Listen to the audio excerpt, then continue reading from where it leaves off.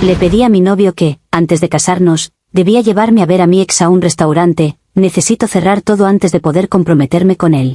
El estacionamiento olía a gasolina y a humillación, y yo tenía las manos temblando como si acabara de cometer un crimen, aunque en realidad solo estaba sentada en el asiento del copiloto mirando a Diego, mi novio, con esa calma ofensiva suya. Dentro del restaurante, las luces cálidas hacían que todo se viera íntimo, como si la vida se burlara de mí con velitas y música suave. Yo sentía la adrenalina en la garganta, esa que te dice que algo grande va a pasar, que alguien va a romper algo, que alguien va a suplicar. Diego solo acomodó el espejo, puso direccional como un ciudadano ejemplar y me dijo que ya era hora de entrar. Y ahí entendí que si esto se iba a incendiar, iba a tener que ser por mi mano, así que te voy a contar cómo se armó este desastre. Yo conocí a Diego en una vida demasiado correcta, casi clínica, en la que todo tiene horario y propósito. Fue en una reunión de amigos donde nadie se emborracha demasiado, donde las parejas se toman de la mano como si eso fuera un contrato social, y donde la gente habla de inversiones y de metas.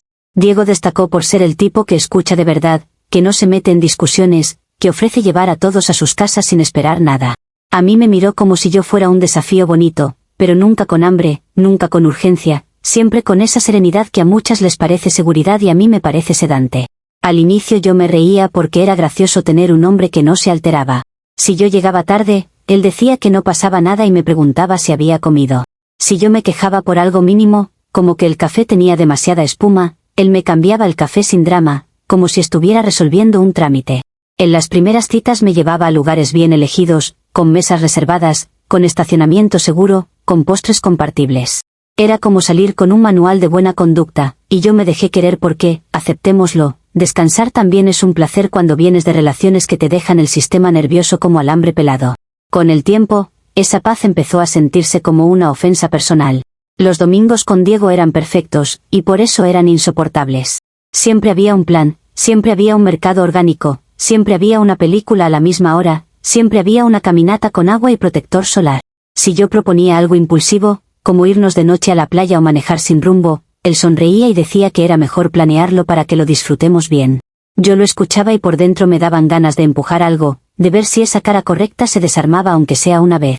La dinámica era clara, Diego era el que construía, el que sostenía, el que daba estructura, y yo era la que decoraba el mundo con emoción y fuego. Al principio eso me hacía sentir especial, como la chispa en una casa demasiado ordenada. Pero después empecé a sentir que mi chispa no alcanzaba para encender nada en él. Había momentos en los que yo buscaba una reacción, una prohibición, un «no me hagas esto», algo que me demostrara que yo lo descolocaba. Diego, en cambio, respondía como si yo fuera una tormenta pasajera que se atraviesa con paraguas. Con todo, Diego me quería de una manera peligrosa, de manera constante. Me decía cosas bonitas sin necesidad de pelea previa. Me mostraba a sus amigos como si yo fuera un orgullo. Me hablaba de futuro como si fuera obvio, como si yo ya estuviera en su vida para quedarse.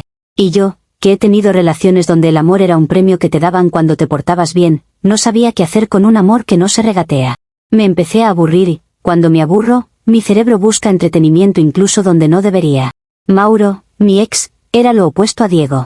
Con Mauro todo era gritos, reconciliaciones dramáticas, celos, mensajes a las 3 de la mañana, promesas épicas y decepciones inmediatas. Mauro sabía cómo hacer que una simple salida por helado se sintiera como una película, porque siempre había un riesgo, siempre había un tercero, siempre había una escena. Yo terminé con él porque era agotador, sí, pero también porque con él yo era el centro del universo, aunque fuera un universo tóxico. Diego, en cambio, no me hacía girar al borde del abismo. Diego me daba piso firme, y yo empecé a confundir eso con falta de pasión. La idea del matrimonio empezó a rondar como una música de fondo. Diego se volvió más atento, más nervioso en ciertos momentos, más cuidadoso con detalles que antes no le importaban. Yo lo notaba en sus manos, en cómo respiraba cuando creía que yo no lo estaba mirando, en esa forma suya de revisar 2 veces si traía la cartera. A mí no me molestaba la idea de casarme en sí, lo que me molestaba era la suavidad con la que todo iba a ocurrir. Yo quería un momento grande, una prueba de carácter, una escena digna de recordarse.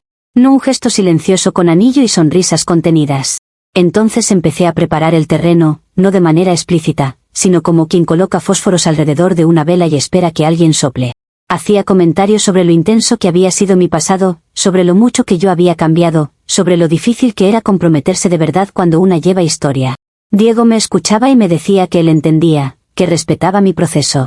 A mí esa palabra, proceso, me sonaba a terapia, a burocracia emocional, a papeles firmados.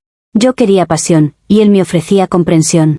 El día que estaba segura de que Diego iba a pedirme matrimonio, lo sentí con claridad física. Estábamos en el carro, camino a un sitio lindo, y él estaba demasiado callado. Tenía ese sudor leve en las manos, ese tartamudeo que le sale cuando está ansioso, como si su cuerpo estuviera delatándolo. Yo pensé, perfecto, aquí viene el momento en que mi vida se define. Y como yo soy una mujer que no acepta momentos definidos sin condimentarlos, decidí que no iba a dejar que ese instante fuera tan limpio. Cuando vi que Diego iba a sacar algo, le detuve la mano. Fue un gesto suave, pero con intención. Él me miró sorprendido, y ahí yo ya tenía la escena armada en mi cabeza. Le dije que, antes de aceptar cualquier compromiso, necesitaba cerrar un ciclo. Le expliqué, con toda la seriedad del mundo, que yo no podía casarme con alguien si todavía tenía un fantasma pendiente. Y el fantasma tenía nombre y lugar, Mauro, mi ex, trabajando como mesero en un restaurante que yo conocía demasiado bien. Le dije que necesitaba que Diego me llevara ahí y pagara una cena mientras yo hablaba con Mauro para cerrar todo de una vez. Yo esperé el golpe al volante, el cambio de tono, la indignación, el «no voy a permitir eso». Esperé a que se le activara el instinto de lucha, a que se le saliera el hombre de verdad, el que pelea por lo suyo. Diego, en cambio, respiró profundo como si yo le hubiera pedido que cambiáramos la ruta por tráfico. Me dijo que estaba bien, que si eso era importante para mí, lo haríamos. No elevó la voz, no frunció el ceño, no me pidió explicaciones humillantes. Solo aceptó, con una calma pasmosa que me dejó con el cuerpo listo para una guerra que nadie iba a pelear. Esa calma me ofendió, porque no era indiferencia, era algo peor, control.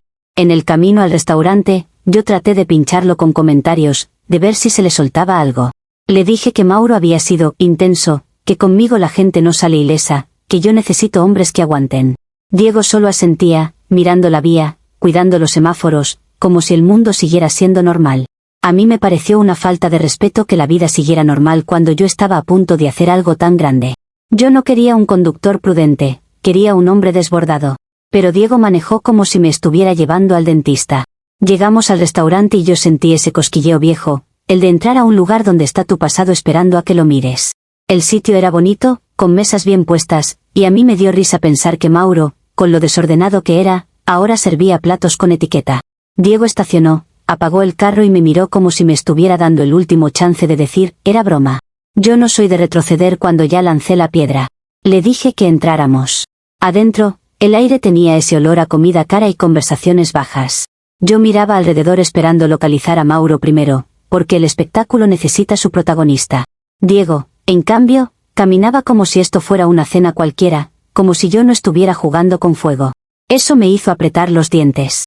Yo me repetía a mí misma que esto era necesario, que yo merecía una prueba real antes de casarme, que un hombre que no puede soportar verme coqueteando con mi pasado en su cara no tiene carácter para ser mi esposo. Y lo decía con convicción, porque la convicción es el maquillaje más útil cuando estás a punto de hacer algo cuestionable. Mientras nos llevaban a una mesa, yo sentí que el plan era perfecto.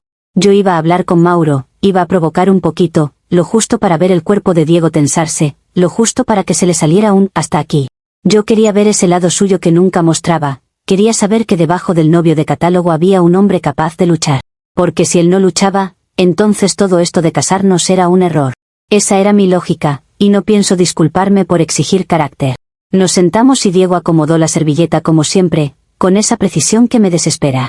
Yo miraba hacia donde entraban y salían meseros, buscando a Mauro como quien busca el fósforo. Y cuando por fin lo vi de lejos, con su uniforme, con esa expresión de «yo estoy bien aunque no lo esté», sentí una satisfacción extraña. Era como tener dos vidas en la misma mesa, el pasado tóxico en movimiento y el presente correcto sentado frente a mí. Yo sonreí por dentro, porque la noche prometía. Diego me miró y me preguntó qué quería pedir.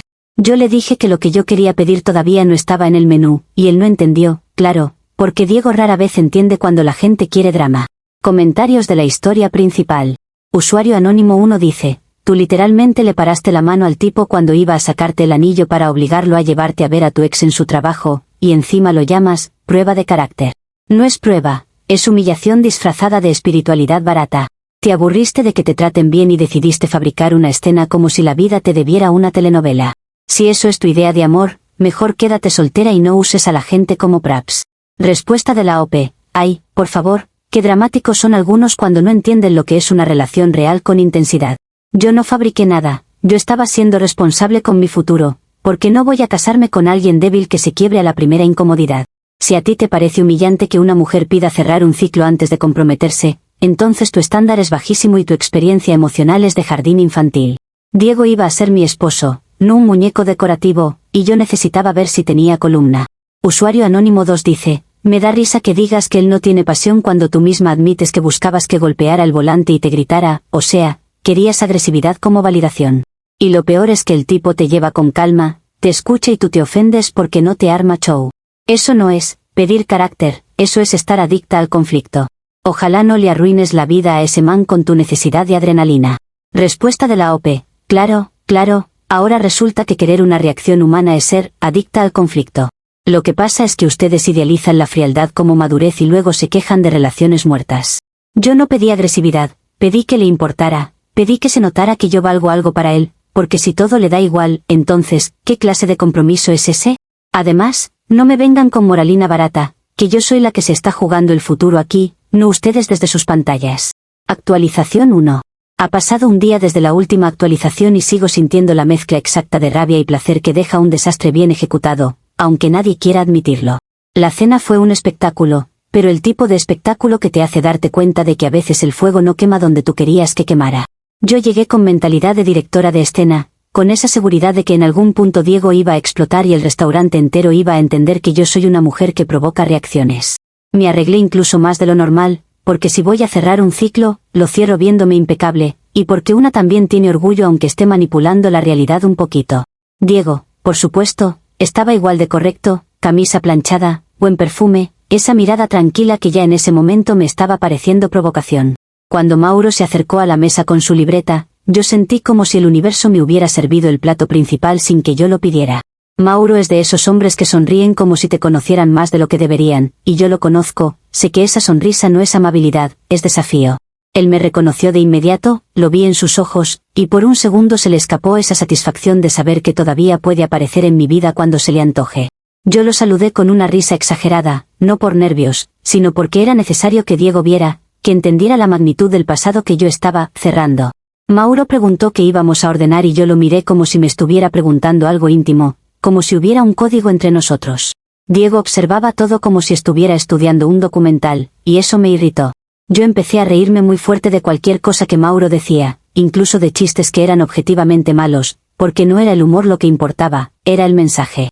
Cada vez que Mauro traía pan o agua, yo le tocaba el brazo con esa naturalidad actuada que la gente usa para que parezca espontáneo. Yo miraba de reojo a Diego esperando el cambio en su postura, el apretar de mandíbula, el «Valeria, ya basta». Pero Diego no hacía nada, seguía comiendo, preguntándome si quería probar su plato, como si yo no estuviera poniendo un cuchillo invisible sobre la mesa. Y eso me empezó a desesperar, porque cuando una arma una tormenta, necesita nubes, truenos, algo, no un cielo despejado burlándose. En un punto, me forcé a subir la apuesta sin hacer algo demasiado obvio, porque yo tampoco soy bruta, yo sé cuidar la apariencia. Le pedí a Mauro recomendaciones del menú como si su opinión me importara más que la de Diego, y Mauro encantado empezó a hablar con esa confianza de ex que cree que todavía tiene permisos. Yo asentía, lo miraba a los ojos, le devolvía el coqueteo en cucharaditas, lo justo para que se notara, y lo justo para que Diego tuviera motivo de reaccionar. Diego seguía sin reaccionar, y yo empecé a sentir esa incomodidad rara de estar haciendo un show para un público que no aplaude ni abuchea. La indiferencia educada es de las cosas más crueles que existen, porque no te deja donde agarrarte. Lo más insultante fue que Diego, en lugar de ponerse incómodo, empezó a actuar como si estuviera orgulloso de su propia madurez. Me hablaba en un tono suave, me preguntaba si estaba bien, como si yo estuviera en terapia emocional con mantel de lino. Yo por dentro lo odiaba un poco, porque sentía que estaba ganando sin jugar mi juego, y yo detesto perder en un juego que inventé yo. Mauro, además, estaba disfrutando demasiado, porque para él esto era entretenimiento gratis. Él veía mi intento de provocar a Diego como una especie de circo y yo lo alimentaba, porque una no se baja del escenario a mitad del acto. Cuando llegó el momento del postre, yo lo pedí casi por despecho, como para alargar la tensión un poco más, como para dar otra oportunidad a que Diego hiciera algo. Mauro trajo el postre con esa cara de «yo sé lo que estoy haciendo», y yo volví a reírme, volví a tocarle el brazo, volví a mirar a Diego esperando al fin el estallido. Diego solo se limpió la boca con la servilleta y pidió la cuenta con una calma que parecía ensayada. A mí me dio una mini satisfacción pensar que tal vez por fin se había cansado, que tal vez ahí venía el «se acabó». Yo no quería que se acabara, yo quería el drama, pero al menos era algo. Diego pagó lo nuestro, y yo estaba lista para el momento en que me reclamara, en que me hiciera una escena, en que me dijera que no iba a tolerar esto. En vez de eso, sacó más dinero y dejó una propina exagerada a Mauro. Lo hizo de una manera tan limpia, tan tranquila, que fue como si me echara agua fría en la cara sin tocarme. Mauro se quedó mirando la propina con una sonrisa que me dio ganas de arrancarle los dientes, y Diego, con esa voz suya que no tiembla, le dijo gracias por aguantarla, te la encargo un rato. Yo sentí que me tragaba el aire, porque esa frase fue un golpe directo a mi orgullo, fue como si me redujera a una molestia, a una tarea, a un objeto que se pasa de mano en mano. Diego se levantó de la mesa sin prisa, y ahí yo pensé que al menos me iba a llevar, que iba a decirnos algo fuerte, que iba a reclamar su lugar. Me dio un beso en la frente como si yo fuera una niña caprichosa, y me dijo que me tomara todo el tiempo necesario, incluso años, para cerrar mi ciclo. Esa parte fue especialmente ofensiva. ¿Por qué, años? ¿Quién dice eso sin ironía? Era una despedida perfecta disfrazada de apoyo, y yo lo vi tarde, porque yo estaba demasiado ocupada queriendo ganar. Diego caminó hacia la salida como si fuera dueño de su vida, y yo me quedé congelada un segundo, esperando que volviera, esperando que fuera un truco, que en algún punto girara y dijera basta. No giró. Yo salí detrás de él con dignidad fingida, pero cuando llegué a la puerta vi que el coche ya no estaba. Se había ido de verdad, me dejó allí tirada en un restaurante, en un barrio que yo no considero mío, con un ex tóxico que no desperdicia oportunidades para burlarse. Yo volví a la mesa con una rabia que me ardía en las orejas, y Mauro me miró con esa satisfacción suya de haber presenciado mi humillación.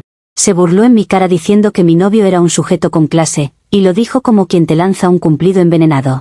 Yo quise decirle algo hiriente, pero por dentro estaba demasiado ocupada entendiendo lo que acababa de pasar. Para empeorar todo, Mauro me cobró el postre que yo pedí después, porque según él la cuenta de Diego ya estaba cerrada. Lo dijo con una sonrisa y con una formalidad ridícula, como si estuviera disfrutando el poder mínimo de hacerme pagar algo. Yo tuve que sacar mi tarjeta, firmar, tragarme el orgullo frente a él, y sentir como el restaurante entero se volvía un escenario donde yo ya no era la directora, era la payasa. Mauro me deseó buena noche con tono falso, y yo salí con el estómago apretado, no por el postre, sino por la sensación de haber perdido el control. Afuera, el aire estaba frío y yo no tenía coche, y eso me parecía una traición personal del universo. Abrí el teléfono para llamar a Diego, pero me detuve, porque yo no iba a darle el gusto de que me viera desesperada. Yo me repetía que él era el que había actuado mal, que él era el que me dejó en un lugar peligroso, que él era el que no supo pelear por mí. Esa narrativa me ayudaba a no sentirme abandonada, porque yo odio sentirme abandonada. Así que en lugar de pedirle ayuda, me fui al paradero con rabia y con la cabeza alta, como si el autobús fuera una elección glamorosa y no una consecuencia. En el bus, cada persona que me miraba me parecía un juez. Yo sentía que todos podían oler que yo había sido dejada, que yo había sido reemplazada por un beso en la frente y una frase educada. Me ardían las manos, me ardía el cuello, y yo pensaba en lo fácil que habría sido para Diego hacer lo que yo quería, simplemente perder la compostura, demostrarme que yo importaba. En vez de eso, me dio lo único que yo no puedo manipular, indiferencia con clase. Y esa noche, mientras el bus saltaba por los baches y yo apretaba mi bolso como si fuera un escudo, yo decidí algo muy claro: Diego iba a pagar por esto, porque nadie me deja en un restaurante y se va como si nada. Nadie. Comentarios de la actualización 1. Usuario anónimo 1 dice: te salió el tiro por la culata y es hermoso. Fuiste a jugar a la telenovela tocándole el brazo a Mauro cada vez que traía pan y riéndote como foca para provocar a Diego, y el man te aplicó la humillación elegante. Te dejó ahí, le dio propina a tu ex y encima dijo: te la encargo un rato. Eso no es indiferencia, eso es que te leyó completa y te soltó sin gritar. Tú querías un gladiador y te tocó un adulto. Respuesta de la OP: qué raro que celebren que un hombre abandone a su novia en un restaurante como si fuera un acto heroico. Eso solo demuestra lo normalizado que tienen el desprecio disfrazado de educación. Él no me leyó, él huyó, porque es facilísimo hacerse el maduro cuando no tienes el valor de enfrentar una conversación real. Y sí, yo estaba cerrando un ciclo, pero ustedes lo pintan como si fuera un crimen pedir intensidad en una relación. A mí no me interesa un adulto de porcelana que solo sabe sonreír y pagar cuentas. Usuario anónimo 2 dice: lo mejor es que Mauro, tu ex, te cobró el postre porque la cuenta ya estaba cerrada. O sea, lograste quedar mal con los dos en una sola noche, con Diego porque lo humillaste, y con Mauro porque te vio patinar y te remató con un cobro. Y todavía dices que estás furiosa, porque Diego no luchó por ti, cuando tú lo pusiste en esa situación por aburrimiento. Señora, usted no quiere amor, quiere audiencia. Respuesta de la OP: miren, si a ustedes les parece normal que un hombre se vaya llevándose el coche y dejando a su pareja a merced de alguien con historial, entonces el problema son ustedes y su falta de límites, no yo. Lo del postre fue una mezquindad de Mauro, y eso solo confirma porque necesitaba cerrar ese ciclo con él, porque es un resentido con complejo de poder. Y Diego pudo haber manejado esto como un hombre, no como un robot con tarjeta de crédito. Yo no necesito audiencia, necesito que la gente entienda que conmigo las cosas se sienten, no se administran. Actualización 2. Ha pasado 3 días desde la última actualización y yo no voy a fingir que lo de Diego no me dejó una espina clavada, porque me la dejó y me la dejó con gusto. Desde esa noche me levanté con una certeza, él no podía salirse con la suya, no podía convertir mi intensidad en un chiste elegante y seguir caminando como si nada. Yo tenía que corregir esa narrativa, porque si alguien iba a contar la historia, iba a ser yo, con mis términos, con mi verdad, con mi espectáculo. Y además, seamos serios, si Diego era capaz de irse con el coche y dejarme como si fuera un trámite, entonces necesitaba una consecuencia social, algo que le doliera donde él vive, en su imagen. Yo me pasé 2 días diseñando el castigo perfecto, porque una cosa es enojarse y otra es ejecutar. Me imaginé a Diego en su oficina, con su camisa impecable, rodeado de gente que lo respeta, y pensé lo fácil que sería ensuciarle ese altar. No quería destruirle la vida, tampoco soy un monstruo, solo quería que sintiera la presión, que entendiera que las decisiones tienen costo. Yo quería que se viera obligado a rogarme perdón, no solo por mí, sino para limpiar la percepción de los demás. En mi cabeza era justicia poética, porque él había sido cruel de la manera más cobarde, sin levantar la voz. El plan fue simple y delicioso, porque los planes simples funcionan mejor cuando quieres que el caos parezca espontáneo. Iba a ir a su oficina con ojos llorosos, con voz quebrada, con la narrativa lista como un guión bien aprendido. Le diría a la recepcionista, en un tono de mujer herida, que Diego me dejó tirada en un lugar peligroso, a merced de un ex abusivo. No era exactamente mentira, porque Mauro sí es un tipo que se aprovecha, y yo sí quedé sola, así que el resto era solo dramatización legítima. Con eso, sus compañeros lo mirarían mal, su jefa lo vería como un hombre frío, y él tendría que reaccionar como yo necesitaba, defendiendo, arreglando, suplicando. Era perfecto porque no requería fuerza, requería teatro, y en teatro yo tengo doctorado. Ese día me vestí con un look calculado, uno que no gritara, vengo a hacer escándalo, sino, soy una víctima decente. Me recogí el cabello, me puse maquillaje suave, pero dejé los ojos con ese brillo húmedo que se logra fácil si una piensa en su propia humillación 2 minutos. Antes de entrar respiré hondo y practiqué la cara de dolor digna, porque el dolor sin dignidad no tiene credibilidad y yo no iba a ir a improvisar. Entré al edificio sintiendo esa emoción eléctrica de quien está a punto de voltear una mesa sin tocarla. La recepción era exactamente como Diego, pulcra, ordenada, silenciosa, con una energía de gente que no se equivoca. La recepcionista estaba ahí, la misma que siempre me había sonreído con cortesía, y yo vi en ella el público ideal. Me acerqué, puse mi mejor voz temblorosa y le dije que necesitaba ver a Diego de inmediato porque me había dejado abandonada en un lugar peligroso y yo había pasado algo horrible. Dije lo de, merced de un ex abusivo, con esa pausa dramática que hace que la gente se asuste sin necesidad de detalles. Yo esperaba que ella se alarmara, que se levantara, que llamara a seguridad, que todos voltearan a verme. Y sí, todos voltearon, pero su reacción no fue la que yo quería. Ella me miró con una mezcla de incomodidad y curiosidad, como si ya hubiese escuchado un rumor. Me dijo que Diego estaba en una reunión, pero que podía anunciarme. Yo, en ese momento, decidí que la reunión era perfecta, porque una escena frente a testigos vale el doble. Antes de que ella terminara de hablar, caminé hacia la puerta del despacho con paso firme, como si mi dolor me diera permisos.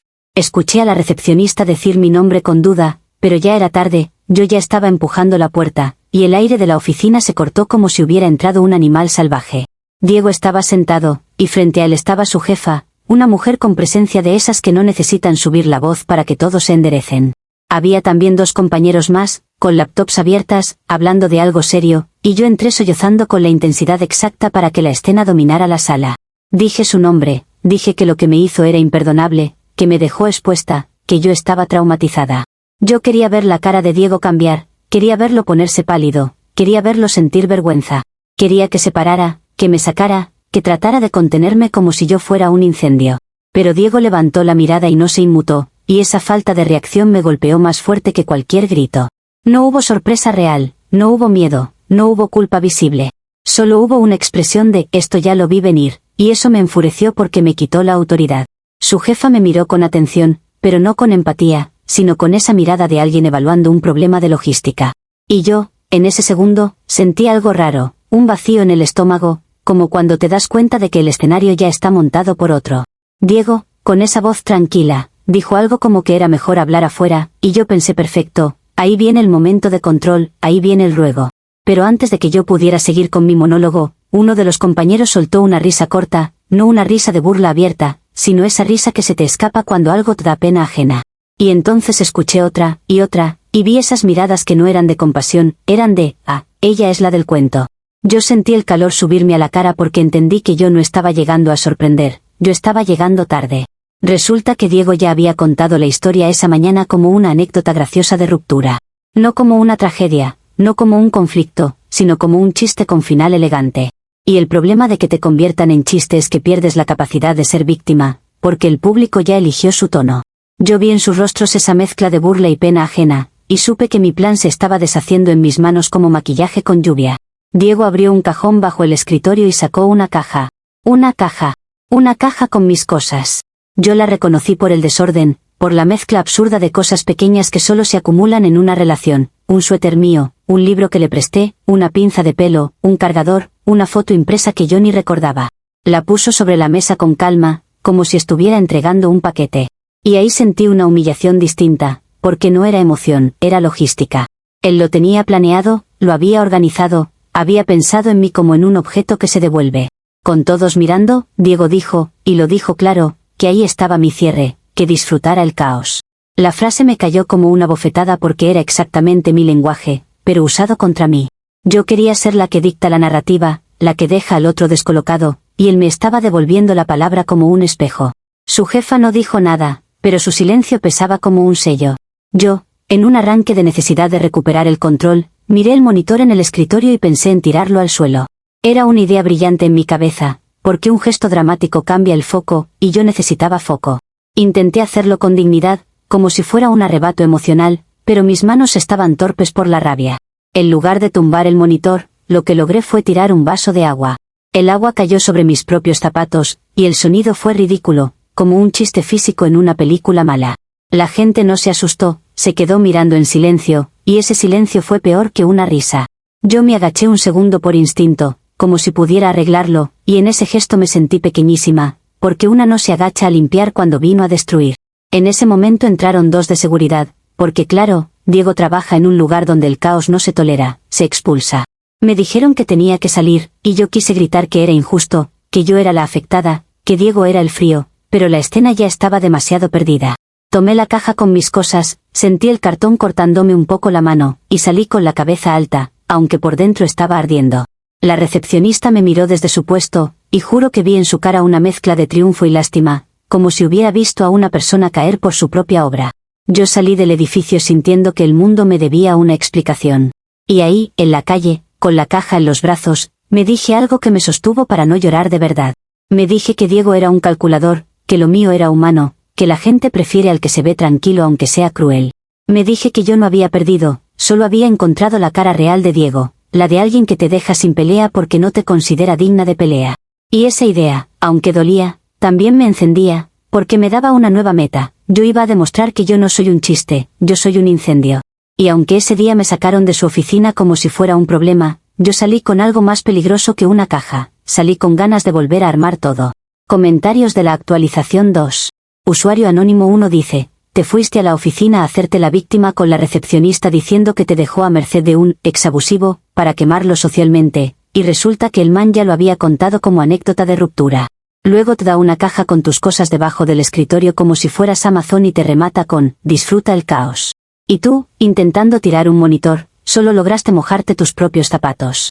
Esto no es tragedia, es comedia. Respuesta de la OP. Qué fácil es burlarse cuando no has estado en una relación donde el otro te castiga con calma y te hace ver como loca sin decirte una sola grosería. Yo no fui a quemarlo, fui a exigir respeto, porque lo que él hizo fue peligroso y cobarde y nadie lo quiso ver así porque les encanta el hombre que se ve sereno.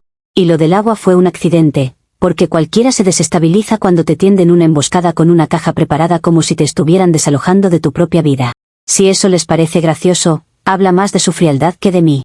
Usuario anónimo 2 dice, lo más enfermo es que tú, castigo, era arruinarle la reputación con sus compañeros, o sea, manipular gente que ni te conoce.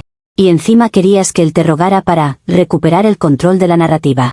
No es que Diego sea calculador, es que tú eres un problema ambulante.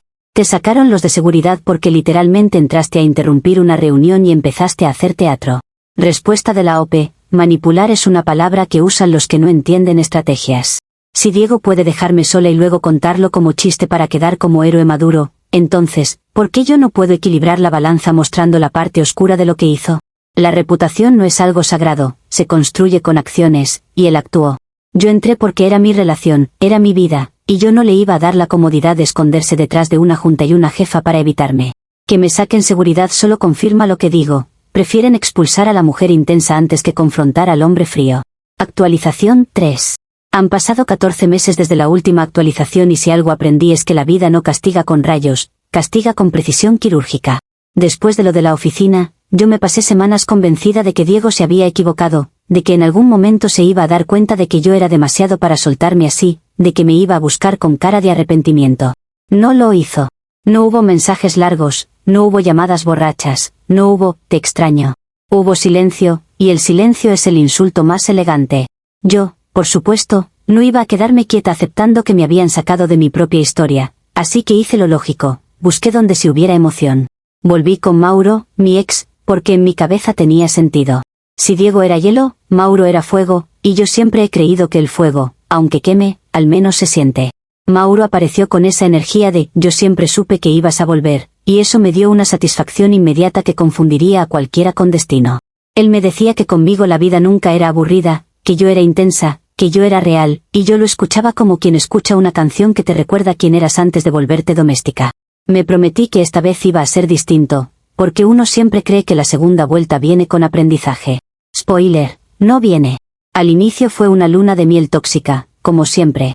Mauro era encantador cuando quería, me mandaba audios larguísimos diciéndome que yo era una mujer que no se merece un hombre tibio. Me celaba con pasión, y yo lo interpretaba como interés, porque el interés sin control a mí me parece sospechoso. Empezó a pedirme que le mostrara el teléfono, por confianza, y yo, con esa absurda idea de que la transparencia prueba amor, se lo daba. Si yo hablaba con un amigo, Mauro se ponía serio, decía que él no iba a ser el payaso de nadie. Y en lugar de asustarme, a mí me gustaba un poco, porque me recordaba que yo importaba, que generaba reacción, que no era una anécdota. Después la cosa se volvió menos romántica y más fea, como pasa siempre cuando el caos deja de ser espectáculo y se vuelve rutina. Mauro empezó a vivir de mi sueldo con una naturalidad ofensiva. Se quedaba en la casa, decía que estaba buscando oportunidades, que el universo lo estaba alineando, que la vida no es para esclavos, y mientras tanto yo pagaba todo. Me revisaba el teléfono con más descaro, y si encontraba cualquier cosa que no le gustara, armaba una escena. Lo peor es que las escenas ya no eran íntimas, eran públicas, porque a Mauro le encanta hacer teatro en la calle, con gente mirando, con insultos que se escuchan. Y adivina quién tenía que arreglarlo, yo. Yo terminaba calmándolo, pagando taxis, pidiendo disculpas a desconocidos, sosteniendo el desastre para que no se desbordara. Hubo un momento en que entendí que esto no era la pasión que yo defendía, era un caos real, no divertido. Yo llegaba cansada del trabajo y Mauro me recibía con sospechas. Si yo sonreía por cualquier cosa, él decía que seguro estaba pensando en alguien. Si yo no respondía rápido un mensaje, él decía que yo lo estaba traicionando. Y a mí se me empezó a apagar la risa, esa risa que yo usaba como arma. Porque una cosa es provocar y otra cosa es vivir provocada todo el tiempo por un hombre que no tiene límites. Mauro perdió su trabajo y lo anunció como si fuera una tragedia ajena, como si el mundo le hubiera fallado. Dijo que el restaurante era un nido de incompetentes, que nadie entendía su talento, que lo estaban envidiando. Yo lo miré y solo pensé en Diego dejando propina en silencio, en esa clase que Mauro jamás tendrá, pero yo no lo dije porque no quería una pelea. Ahí me di cuenta de que yo estaba empezando a actuar como Diego, tratando de evitar explosiones, y eso me dio rabia conmigo misma. Pero la realidad es que cuando vives con alguien explosivo, aprendes a caminar en puntas. Para sobrevivir, ambos terminamos trabajando en una empresa de catering para eventos. No era glamoroso, no era digno de mis estándares, pero era lo que había. Servíamos mesas, cargábamos bandejas, montábamos salones, y yo, con todo mi orgullo, me repetía que era temporal, que era solo una etapa, que las mujeres intensas también pasan por desiertos. Mauro lo odiaba, claro, porque a él le parece humillante cualquier cosa que requiera esfuerzo constante. Pero aceptó porque no le quedaba otra, y porque yo ya no estaba dispuesta a sostenerlo sola sin que moviera un dedo. La semana pasada nos contrataron para una boda elegante, de esas con flores blancas, luces cálidas, música en vivo, y yo sentí esa punzada familiar de ver gente comprometiéndose sin drama. Llegamos temprano, nos pusimos los uniformes, y yo me enfoqué en hacer mi trabajo bien, porque en ese entorno lo mínimo que puedes hacer es mantener la compostura. Mauro, por supuesto, ya estaba fastidiado y buscando excusas para pelear con alguien. Yo lo ignoré, porque estaba cansada de ser mediadora, y porque esa noche yo quería que al menos el mundo me tratara con normalidad. Hasta que vi el nombre en el cartel de bienvenida. Era la boda de Diego.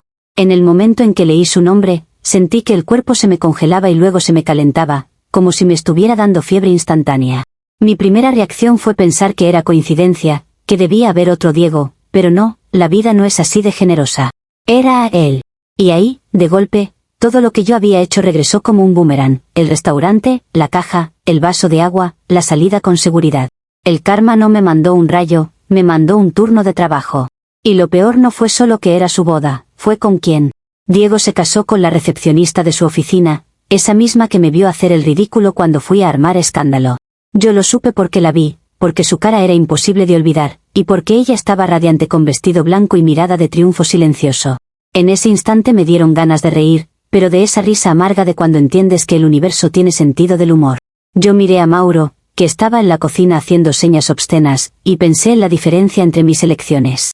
Pensé en cómo yo elegí pasión y terminé en un almacén de bandejas. El organizador del evento, sin ninguna intención malvada, me asignó ser la persona que servía el champán en la mesa de los novios. Esa frase me sonó como sentencia. Yo quise decir que no, quise inventar una excusa, quise desaparecer, pero en catering no hay dignidad, hay órdenes. Me puse la bandeja, acomodé las copas, respiré hondo y caminé hacia ellos con una sonrisa profesional que me partía por dentro. Diego estaba ahí, impecable, feliz, sin drama, exactamente como siempre, y a su lado estaba ella, con esa sonrisa de mujer que cree que ganó un premio. Cuando llegué, Diego me reconoció. Lo vi claro en su mirada, porque por primera vez en mucho tiempo su cara cambió un poco, no por emoción intensa, sino por sorpresa controlada. Me miró, me sonrió con lástima, y esa lástima fue peor que cualquier insulto. No dijo nada, porque Diego no necesita decir nada para herir, él solo existe y deja que la situación haga el trabajo. Yo serví el champán como una profesional, con las manos firmes, aunque por dentro tenía un volcán. Toda la noche tuve que pasar cerca de su mesa, verlos reír, verlos tranquilos, verlos felices en esa estabilidad que a mí me parecía aburrida y ahora se veía como lujo. Mauro desde la cocina me hacía señas para que robara botellas de licor, porque él siempre necesita un delito pequeño para sentirse vivo. Yo lo ignoraba, pero él insistía, y eso me recordó dónde estaba parada. En un momento, Diego levantó la vista y me hizo un gesto mínimo de agradecimiento, como si yo fuera cualquier empleada, y yo sentí la humillación completa, yo, sirviéndole a un hombre que yo quise provocar, mientras mi pareja me pedía robar alcohol como si fuéramos adolescentes. Al final de la noche, cuando recogíamos, Diego se acercó lo suficiente para dejar una propina generosa en mi mano. No lo hizo a escondidas, lo hizo con calma, como si estuviera cerrando algo. Había una nota. Decía, para el taxi. La nota me quemó en la palma como si fuera una etiqueta pegada a mi identidad. No era odio, no era venganza, era ese tipo de compasión que te pone por debajo sin tocarte. Yo me quedé ahí con el papel, sintiendo que mi vida era un chiste contado con buena ortografía. Y como si el universo quisiera rematar, Mauro me quitó la propina esa misma noche.